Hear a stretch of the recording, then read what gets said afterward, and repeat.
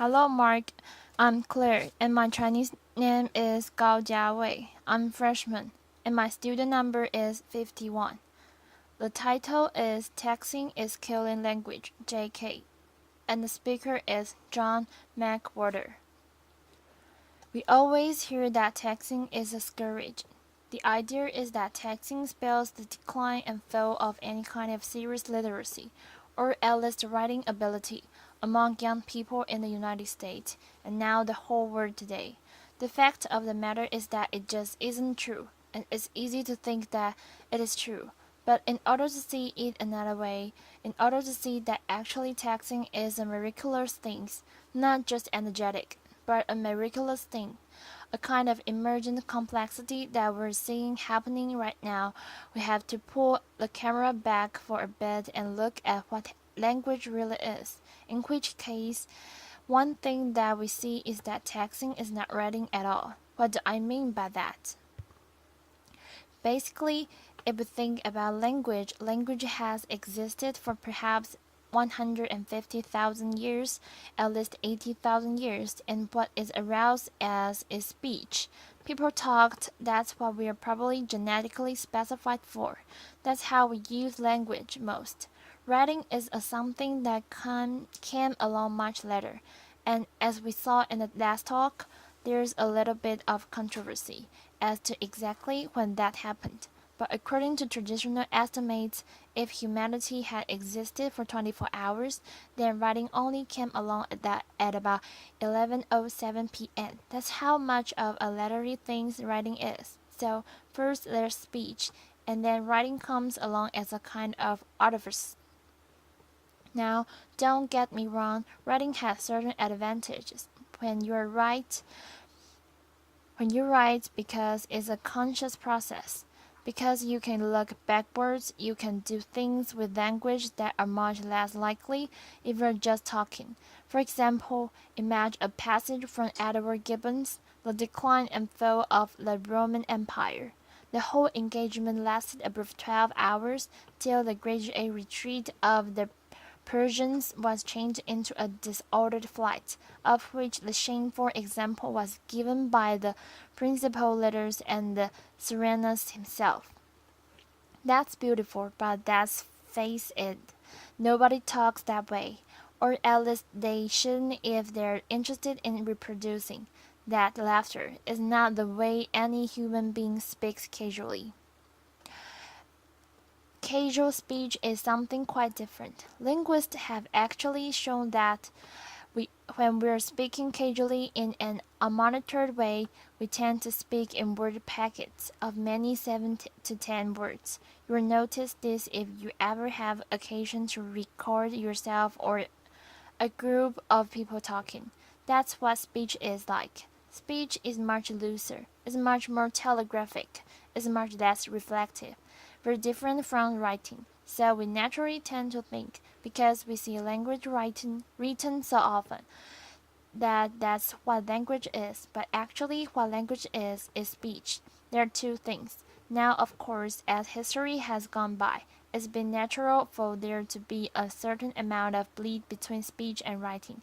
So, for example, in the distant era now, it was common when one gave a speech basically talk like writing. So I mean the kind of speech that you see someone giving in an old movie where they clear their throat and they go, ladies and gentlemen. And then they speak in a certain way which has nothing to do with casual speech. It's formal. It's used long sentence like the given one. It's basically talking like you write. And so, for example, we're thinking so much these days about Lincoln because of the movie. The Gettysburg Address was not the main meal of the event. For 2 hours before that, Edward Everett spoke on a topic that, frankly, cannot engage us today and barely did then. The point of it was to listen to him speaking like writing. Ordinary people stood and listened to the for 2 hours. It was perfectly natural. That's what people did then, speaking like writing. Well, if you can speak like writing, then logically it follows that you might want to also sometimes write like you speak. The problem was just like in the material mechanical sense that was harder back in the day for the simple reason that materials don't lend themselves to it. It's almost impossible to do that with your hand except in shorthand, and then communication is limited. On the manual typewriter, it was very difficult, and even when we had electric typewriters or then computer keyboards, the fact is that even if you can type easily enough to keep up with the pace of speech, more or less, you have to have somebody who can receive your message quickly. Once you have things in your pockets that can receive that message, then then you have the conditions that allow that we can write like we speak. And that's where texting comes in. And so texting is very loose in its structure. No one thinks about capital letters or punctuation when one texts, but then again, do you think about those things when you talk? No. And so therefore, why would you when you were texting? What texting is, despite the fact that it involves the brute me- mechanics of something that we call writing, is finger speech. That's what texting is. Now we can write the way we talk, and it's a very interesting thing, but nevertheless easy to think that still it represents some sort of decline. We see this general bagginess of the structure, the lack of concern with rules, and the way that we're used to learning on the blackboard, and so we think that something has gone wrong. It's a very natural thing. But the fact of the matter is that what is going on is a kind of emergent complexity. That's what we're seeing in this fingered speech, and in order to understand it, what we want to see in the way in this new kind of language there is new structure coming up. And so, for example, there's taxing a convention, which is LOL. Now, LOL we generally think of as meaning laughing out loud. And of course, theoretically, it does. And if you look at older texts, then people use it to actually indicate laughing out loud. But if you text now, or if you're someone who is aware of the substrat of texting the way it's becoming, you will notice that LOL does not mean laughing out loud anymore. It's elevated into something that much subtler. This is an actual text that was done by a now male person of about 20 years old not too long ago. I love the font you are using, BTW. Julia, Low thinks Gmail is being slow right now. Now, if you think about it, that's not funny. No one's laughter. And yet, so you assume there's been some kind of hiccup. Then Susan says, Lo, I know, again more gofling than we're used to when you're talking about these inconveniences. So Julia says, I just sent you an email. Susan, Lo, I see it. Very funny people. If that's what LOL means. This Julia says, so what's up? Susan, Lo, I had to write a 10-page paper. She's not assumed. She's not amused. Let's think about it. LOL is being used in a very particular way. It's a marker of empathy. It's a marker of accommodation. Real linguists call things like the pragmatic particles. Any spoken language that's used by real people has them. If you happen to speak Japanese, think about that little word "ne" that you used at the end of a lot of sentences. You've listened to the way black youth today speak. Think about the use of the word yo. Whole dissertation could be written about it, and probably are being written about it. A pragmatic particle, that's what LOL has gradually become. It's a way of using a language between actual people. Another example is slash. Now we can use slash in the way that we're used to, along the lines of we're going to have a party slash networking session. That's kind of like what we are at. Slash is used in a very different way in texting among young people today. It's used to change the scene. So, for example, this Sally person says, "So I need to find people to chill with," and Jackie says, "Haha, you could write a dissertation about, haha, too, but we don't have time for that. Haha, so you're going by yourself? Why? Sally, for this summer program at NYU. Jack, haha, slash, I'm watching this video with science players trying to shoot with one eye."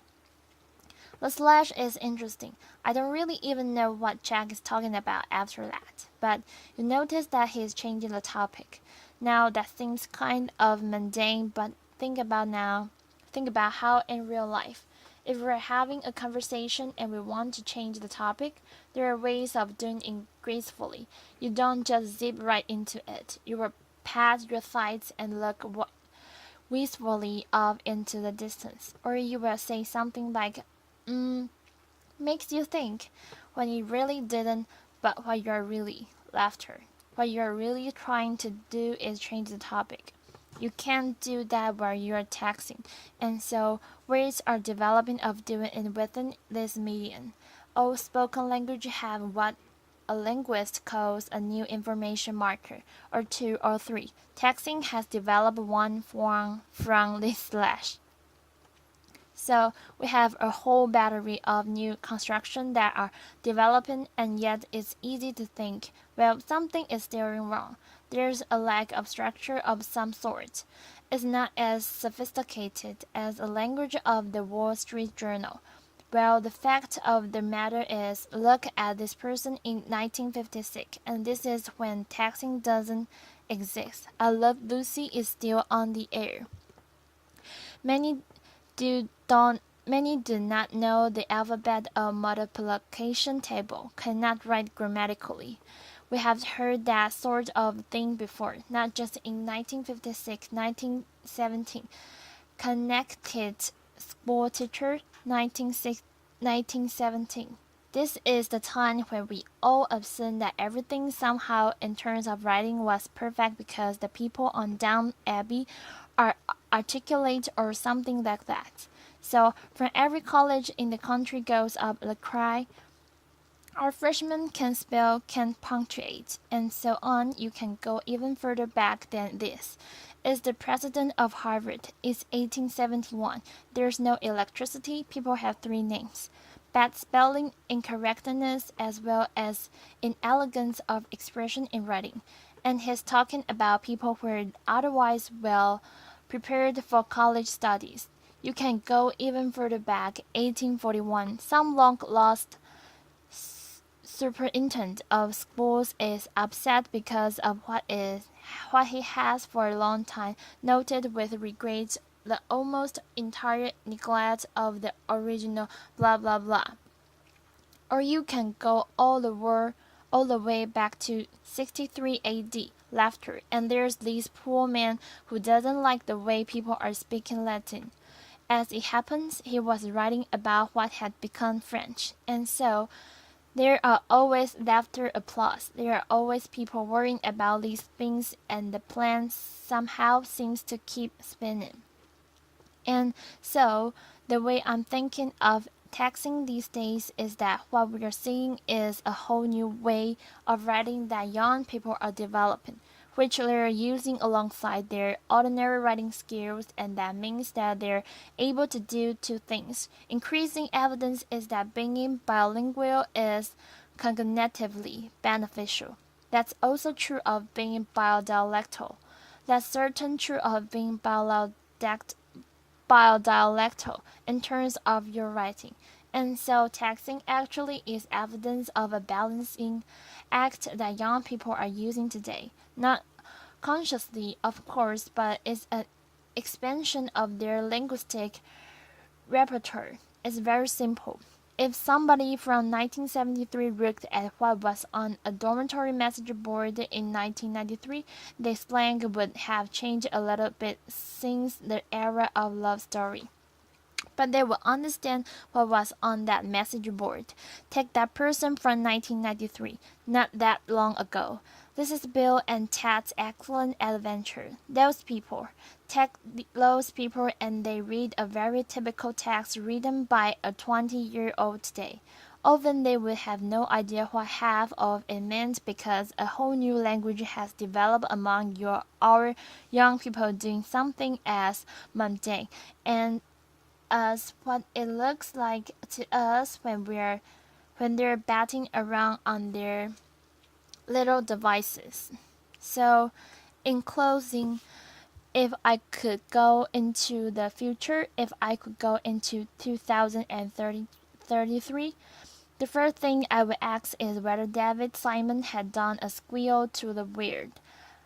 I would want to know, and I really would ask Glad, and then I'd want to know actually that what's going on Downton Abbey. That'd be the second thing, and then the third thing would be, please show me a sheaf of texts written by 16-year-old girls, because I would want to know where this language had developed since our times.